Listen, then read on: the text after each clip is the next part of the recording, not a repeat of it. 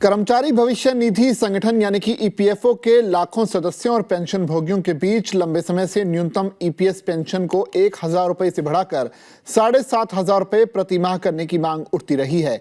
हालांकि केंद्र सरकार ने फिलहाल इस मांग पर राहत देने से इनकार कर दिया है।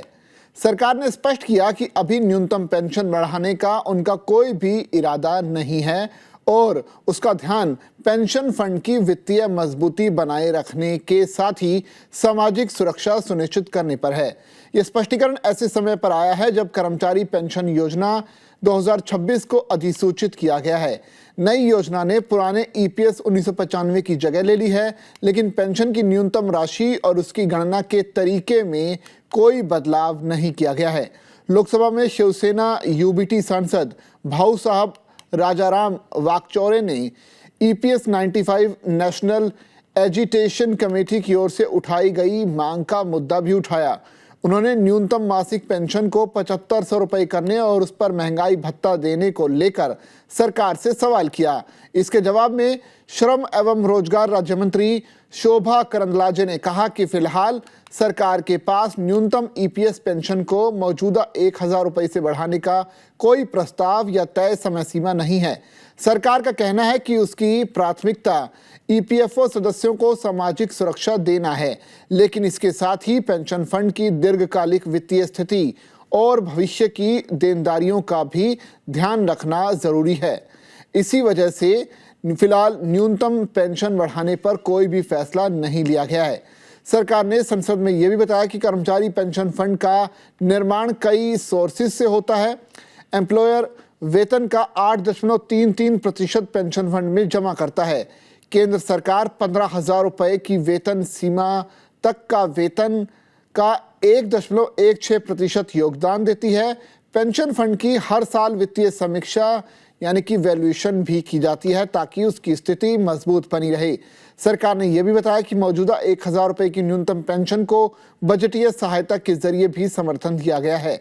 नई कर्मचारी पेंशन योजना ईपीएस 2026 को सामाजिक सुरक्षा संहिता 2020 के तहत लागू किया गया है।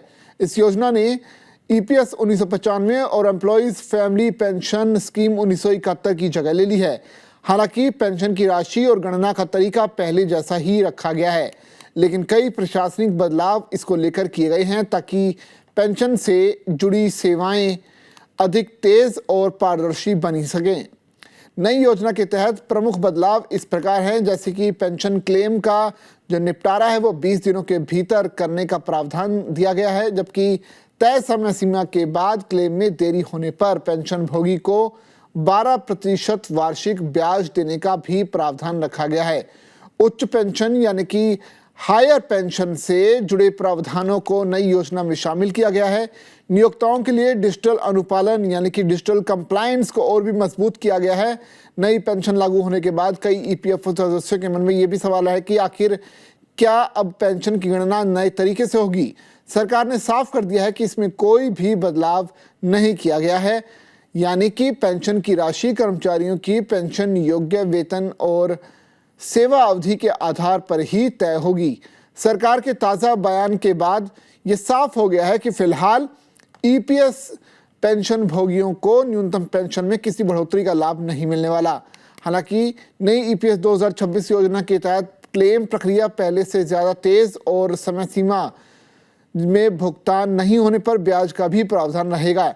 यानी नई योजना से पेंशन वितरण व्यवस्था में सुधार होगा, लेकिन न्यूनतम ईपीएस पेंशन फिलहाल 1,000 रुपए प्रति माह ही बनी रहेगी।